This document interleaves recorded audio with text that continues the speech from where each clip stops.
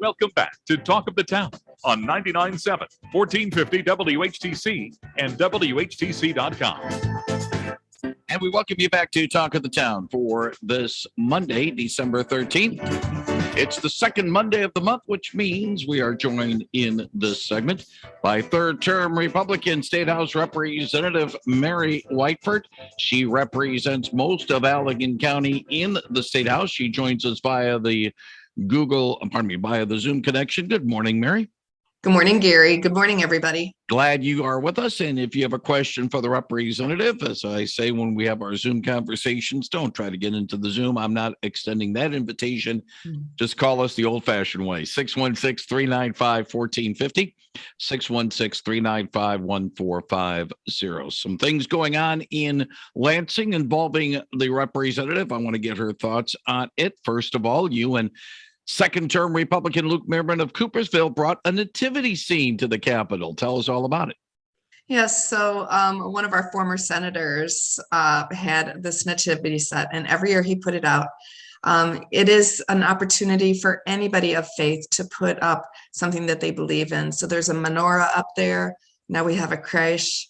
And then in the past, I've seen, different types of ways to worship, but there's nothing else this year, just those two things. So we've got Mary, Joseph, and baby Jesus in a little manger. And then nearby is the menorah. Kind of quiet in that regard because at times, and by the way, we can say that senator's name because he did represent Allegan County for a while. State Representative Rick Jones was the one who was very instrumental in that. Any flack on that so far? No, nothing at all. I've heard nothing but positive comments about it. It's really important, especially when we're doing so many things in that beautiful building, to remember our faith and that it's Christmas time and to think about what's most important to us. One other thing that's happened that I do want to get your thoughts on is that you were awarded recently the Mental Health Champion Award by Mental Health America after you were nominated by the Mental Health Association of Michigan. What's this award all about, Mary? Yeah, so it's something that I hadn't heard about, staying within Michigan so much. But we have something called the Michigan Crisis and Access Line that I've talked about previously with everybody. And that's a way for anybody to call, from an emergency room nurse to a police officer to a parent or an individual looking for someone in their neighborhood or in their town who can help with their mental health needs. This got signed into law a year and a half ago and is going live across the state. And it was a culmination of 3 years of personal experience, finding it's really hard to get the help you need. And if you don't get that help that when you first reach out, you may never ask again. And so I got this going and I found a really good team of people in the department who have worked really hard on it. But because it is the most extensive hotline in the nation, I was awarded this. So I was quite touched. But I hope that more states look at this way to do it. You can contact by call or text or email and get the help you need. And I'd like to see this replicated all over the nation. Unfortunately, we're discussing this particular topic with the backdrop of what happened 2 weeks ago, literally 2 weeks ago in Oxford, and with the defendant expected to have a preliminary hearing today in Pontiac. Do you get us thinking that, we've got this, but yet something like this happens in Oxford is like, where do we go? I mean, it seems like something that slipped through the cracks or what? I mean, we don't know all the details. I will say that we don't know all the details of that, but it just seems as if, it's great to have all this in, but sometimes all our plans can go awry. Somebody can get through.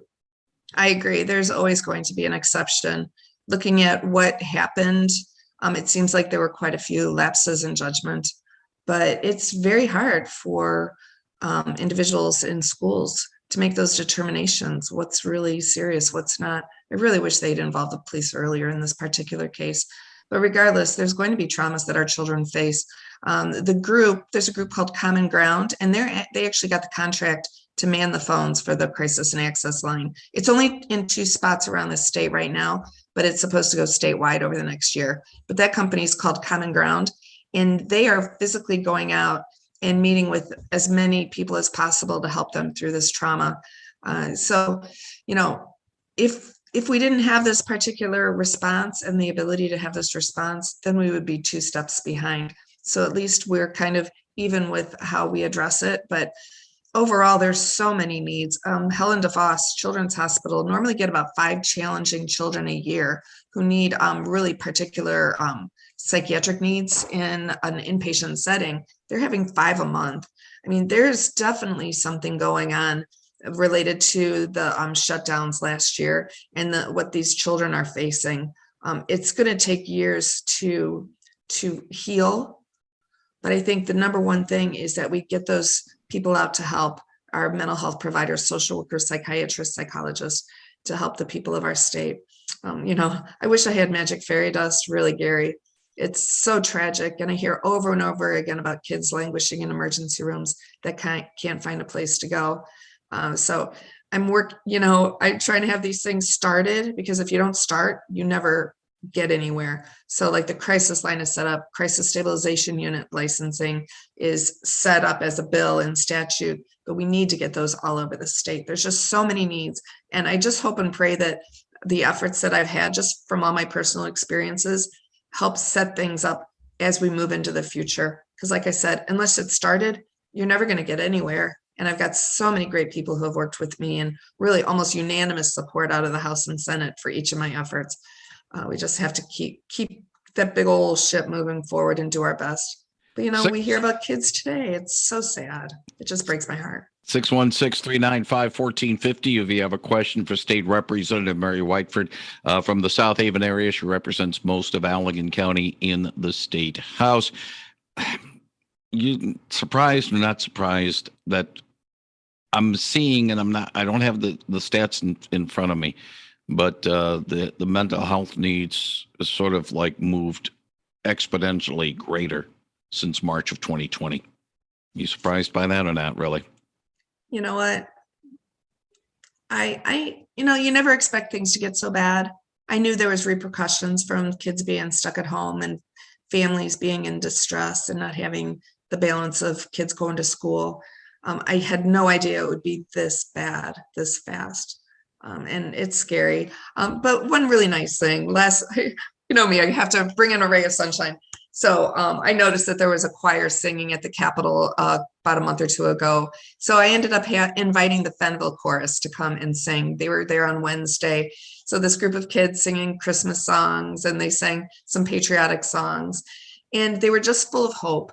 And I got to give them this opportunity to come and sing in our Capitol in the rotunda with the gold ceiling of the Capitol above them. And it was just so beautiful. And it brings things to heart. All of us together can make it better.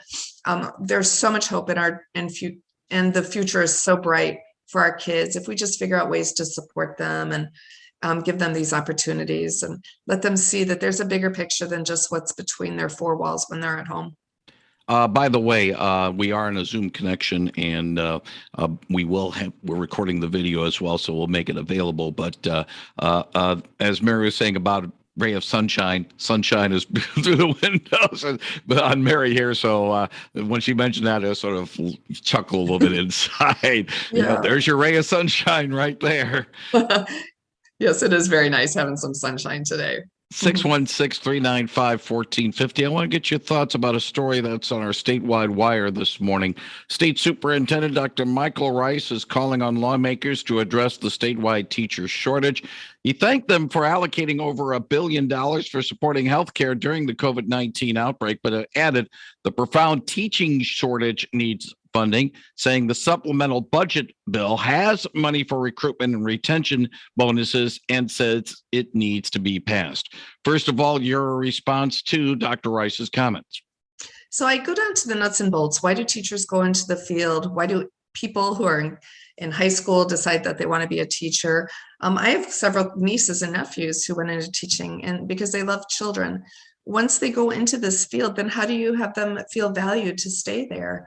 Listening and not micromanaging what the teachers do. And it's been so challenging this past year, but does money actually get more people into the field? And that's where it's more complicated. I know we're working on a package to make sure that we do this, but we also put billions into additional funding for schools so that they can pay people properly, so they can hire a resource officer, so they can hire nurses and sociologists and people to our social workers, people to help kids with their mental health needs.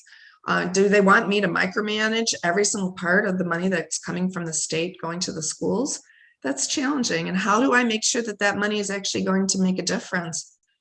So just giving you a perspective from my top level on how do you get and help make things better at the classroom level. And my biggest source of information is my local teachers.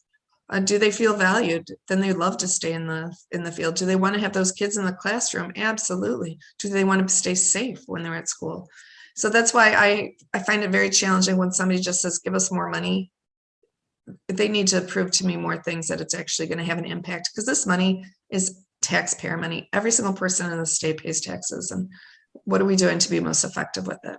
Now, as I mentioned, when I mentioned the story before our segment, Mary, is the fact that it's easy to throw money at a problem, but the gradual erosion of relations between teachers, parents, administrators, students, it's been going on for years, and it's not going to go, change in a moment's notice, and money's not going to change it. We got to respect teachers more than we are right now, because right now the respect level that us parents and students have towards teachers, it's kind of low right now.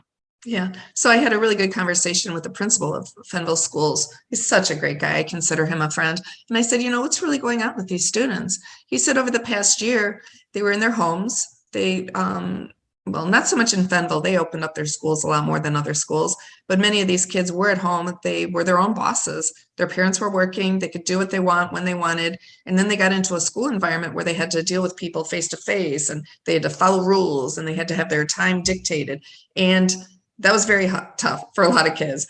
So that's the challenges these teachers are facing, the students, parents, it's all of the above. So the sooner that we get everything stabilized and get back to how life should be, the kids go to school and learn and thrive. And that's what my hopes are. So just keep moving that ship forward, everybody.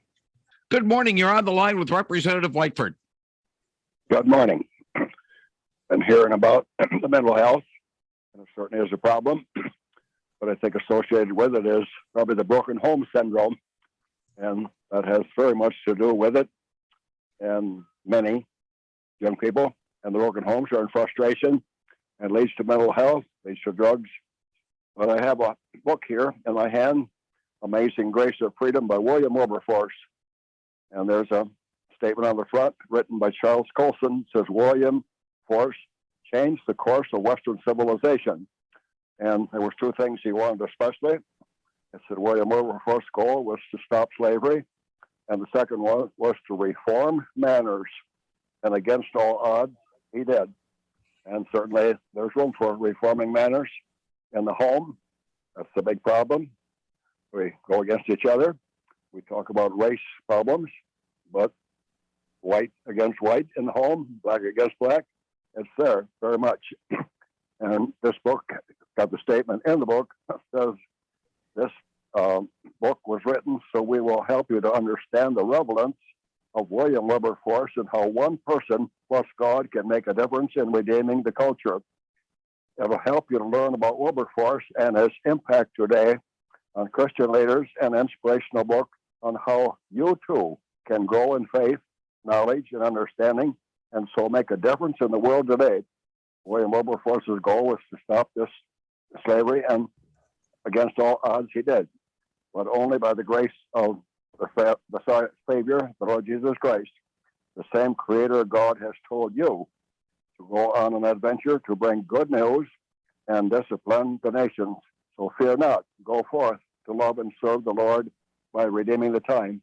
This book has been a blessing to me, and I'd like to see others get it as well. I put one in the library in the city, and Mrs. Whiteford, I'd like to have her have one as well, and others. It says here especially that he went to the leaders, and he affected the leaders of England, and those that visited the country before this and after could tell the difference. So it was an amazing thing that happened there. It was called the Second Awakening, and how we need it today. I'm wondering if Mrs. Whiteford is going to have any public meetings in the near future. If she would announce that, please. Thank you. Thank you very much for the Yeah. call, Mary. Thank you. Yes, and I believe you gave me a copy of that, Bernie. So thank you. And you're right.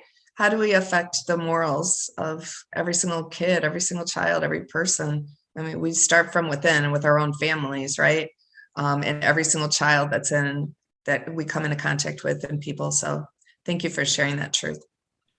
One final thing, Mary, and I'm going to throw a little bit of a hot potato by a one-time congressional candidate who is currently a emergency room doctor up in Grand Haven.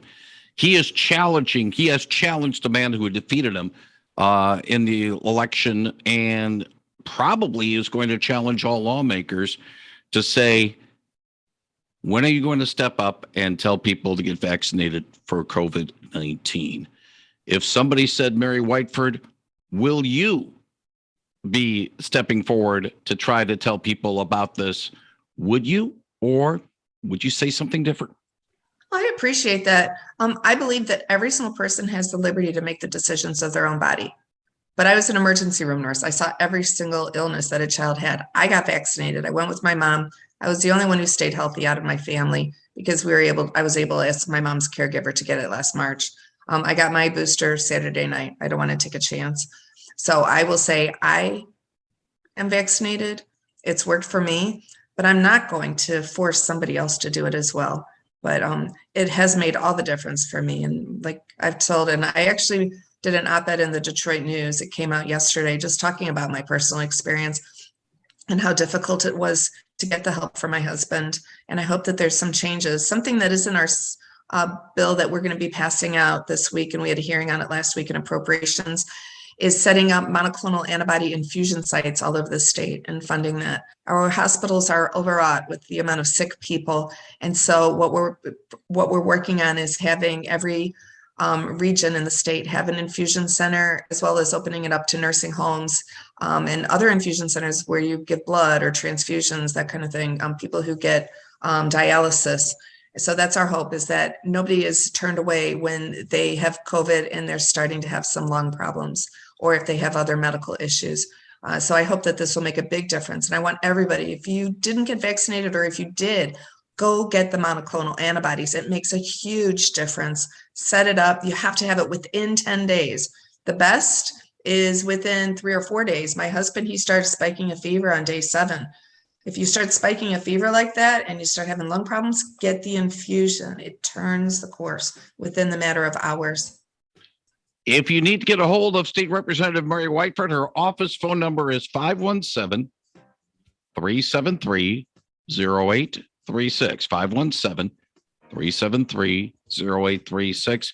Or you can go to gophouse.org/member/Rep Mary Whiteford, and you can find more information on how to contact her online. Mary Whiteford, as always, thank you very much. Have a happy and blessed Christmas and New Year. And if all goes well, we'll do this again in January. Yeah, thank you, Gary. God bless everybody. Thank you very much, Mary Whiteford. CBS News is next on the hour, followed by WHTC News and Open Line Time on 99.7 and 1450 WHTC.